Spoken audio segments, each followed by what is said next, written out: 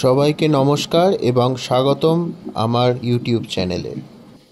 আজ আমি আপনাদের দেখাবো আমার আউটডোর কই পন্ডের সেটআপ। কি ভালো হতো না যদি আপনার বাগানে এরকম নানা রঙের মাছ ঘুরে বেড়াতো। রোজ সকালে উঠে পাখির ডাক আর জল পড়ার শব্দের মাঝখানে আপনি এদের খেতে দিতেন। কথায় আছে, কই কার্প আপনাকে সুপ্রভাত জানালে সেদিন কোনোদিন খারাপ যেতে পারে না। সেটআপটা দেখে খুব দামি মনে হচ্ছে না? যদি বলি এটা সেট করতে একটা অ্যাকোয়ারিয়ামের থেকেও কম খরচা হয়েছে, আপনিও করবেন তো? সাধারণত একটা আউটডোর পন্ড বানাতে হলে চৌবাচ্চা করে বা পুকুর খুঁড়ে বানানো হয়, কিন্তু সেটা করতে হলে 70 থেকে 80 হাজার টাকা খরচা। কিন্তু তার খুব সস্তা অল্টারনেটিভ হচ্ছে এই ইনফ্লেটেবল সুইমিং পুল। এটি আপনি 5 থেকে 6 হাজার টাকায় অ্যামাজন বা ফ্লিপকার্ট থেকে কিনতে পারেন। এটা সেট আপ করা খুবই ইজি।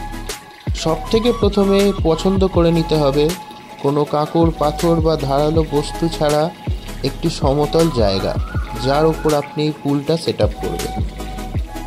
তারপরে আপনি অ্যামাজন থেকে এটা অর্ডার করতে পারেন। সার্চ দেবেন ইনফ্লেটেবল সুইমিং পুল, একটু স্ক্রোল করার পর এই যে ডিজাইনটা দেখাচ্ছি, এটা সেট আপ করা খুবই ইজি।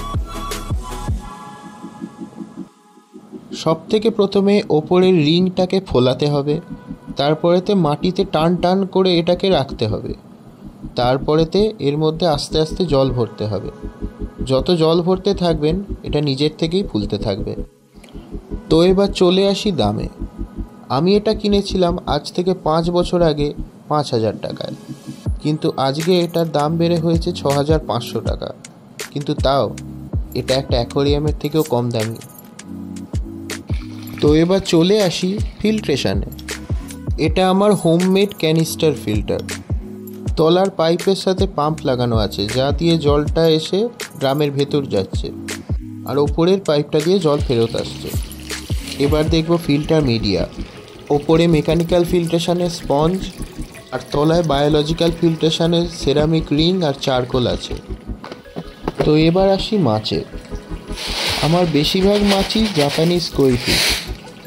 তার সাথে সাথে আছে tin foil barb, fresh water shark, Senegal, Oscar আর আরও অনেক ধরনের মাছ। না, তারা মারপিট করে না। 4 বছর হয়ে গেল। পুলটা 10 ফুট চওড়া এবং 3000 লিটার জল ধরে। আপনি চাইলে মনস্টার গ্রুপের মাছ যেমন অ্যারোওয়ানা, অ্যারাপিমা, রেডটেল ক্যাটফিশ, শাবেল নোজ ক্যাটফিশ, স্টিংরে এইসবও চাইলে রাখতে পারেন, কিন্তু তাদের রাখতে হলে থার্মোস্ট্যাট খুবই জরুরি। খাওয়ার হিসেবে আমি হিকারির কই ফুড দিই, মিডিয়াম সাইজ প্লেটে। মেনটেনেন্স বলতে 2 সপ্তাহে একবার ফিল্টার মিডিয়া পরিষ্কার করতে হয়। আরও কোনো প্রশ্ন থাকলে কমেন্ট সেকশানে জিজ্ঞেস করতে পারেন। ধন্যবাদ দেখার জন্য।